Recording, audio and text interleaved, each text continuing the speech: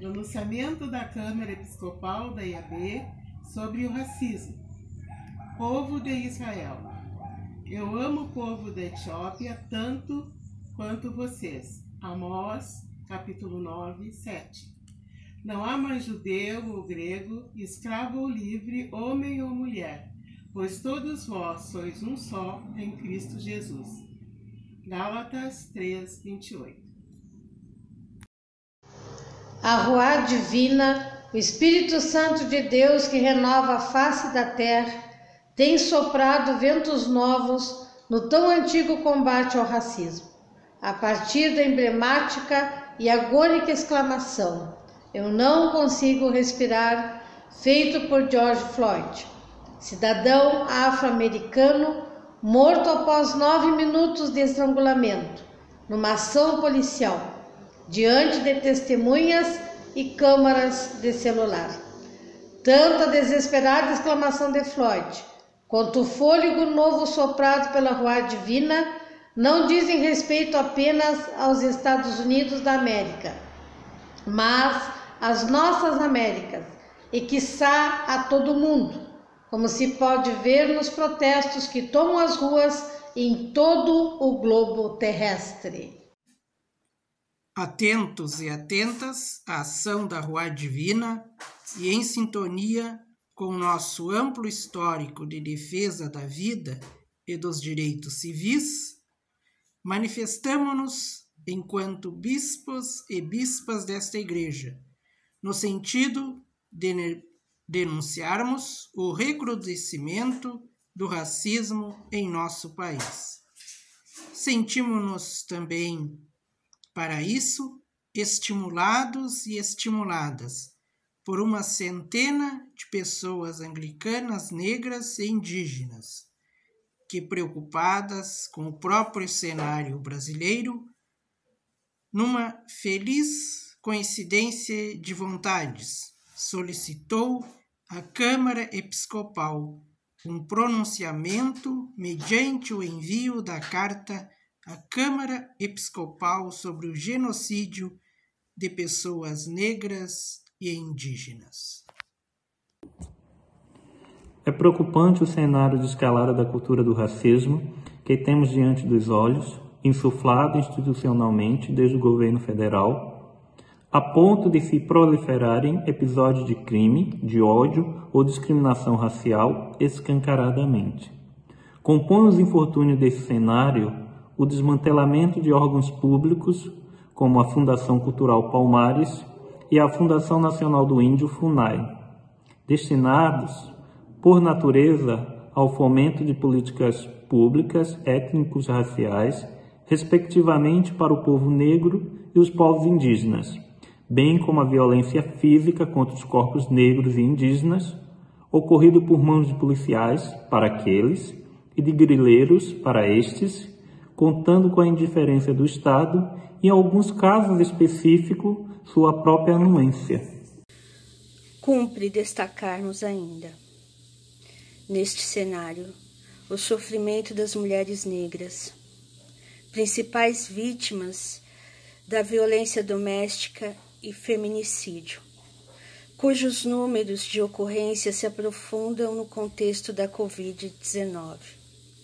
Além da dor de tantas outras, cujos filhos, Marcos Vinícius, Maria Eduarda, Ágata, João Pedro e Miguel, tiveram inocentemente suas vidas ceifadas em decorrência da necropolítica e que são submetidas às populações negras, mulheres com estado psicológico destruído, sem que haja política própria.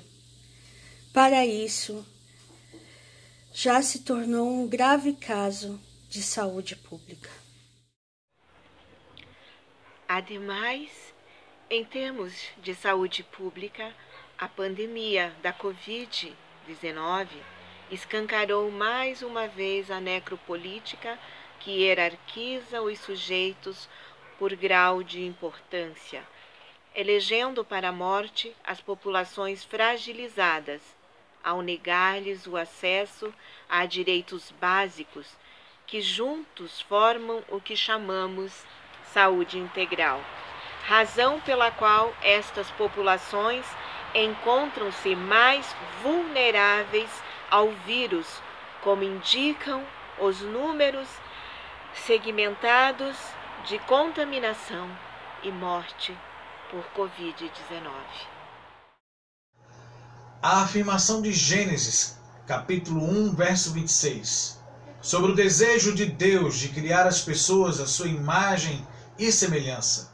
Façamos o ser humano a nossa imagem e semelhança, faz entender que o gênero humano, em toda a sua diversidade de matizes, é querido por Deus e revela o próprio Deus, porquanto é sua imagem e semelhança.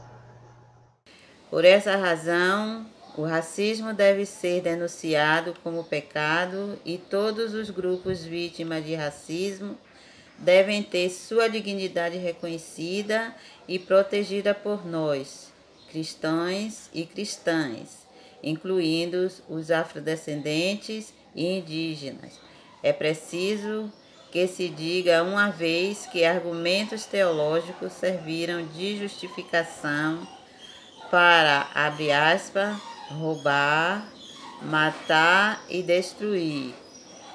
Fecha aspas. João 10, versículo 10.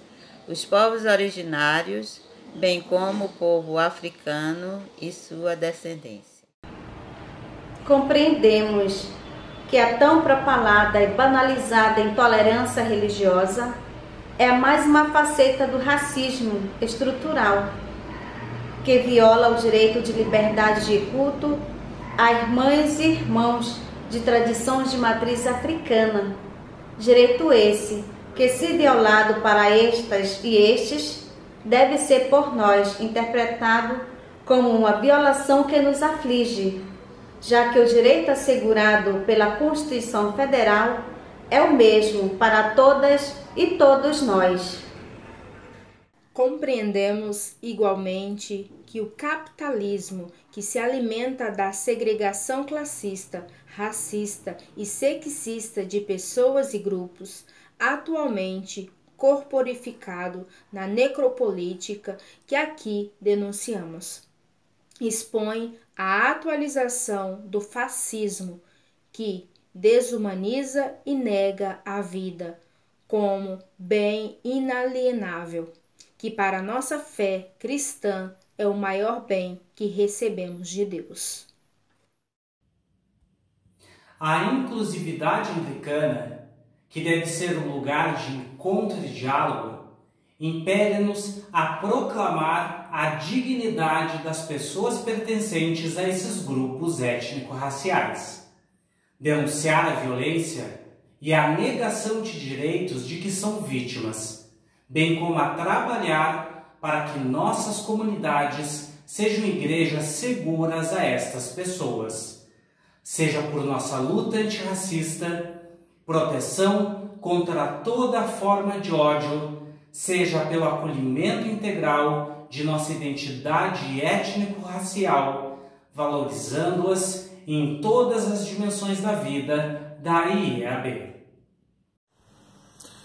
Enquanto bispos e bispas desta igreja, sentimos-nos compelidos e compelidas a motivar todas as instâncias da IEAB a ampliarem o discipulado, o profetismo e a diaconia com nossos irmãos e irmãs afrodescendentes e indígenas, de modo que nossa comunhão seja significativamente uma comunhão para todas as gentes, como pretende o ethos anglicano. Fazendo uso das palavras do apóstolo Paulo, sabemos que toda a criação, até o presente, está gemendo como que em dores de parto. Romanos 8, 22. Por um tempo novo de igualdade e justiça. Queremos, por isso, enfrentar como igreja as mais diversas facetas do racismo estrutural, tendo em conta que as marcas de nossa missão orientam a igreja a procurar a transformação de todas as estruturas injustas da sociedade e a responder às necessidades humanas com amor. Sábado, 13 de junho de 2020. Bispo Naldal Alves Gomes, Diocese Anglicana do Paraná, primaz da IEAB. Bispo Maurício Andrade, Diocese Anglicana de Brasília. Bispo Francisco de Assis da Silva, Diocese Sul-Ocidental. Bispo João Câncio Peixoto, Diocese Anglicana do Recife. Bispo Humberto Maesteg, Diocese Meridional. Bispo Eduardo Coelho Grilo, Diocese Anglicana do Rio de Janeiro. Bispa Marinês Rosa dos Santos Bassoto, Diocese Anglicana da Amazônia. Bispa Merigley Borges da Silva Simim, Diocese Anglicana de Pelotas. Bispo Francisco César Fernandes Alves, Diocese Anglicana de São Paulo.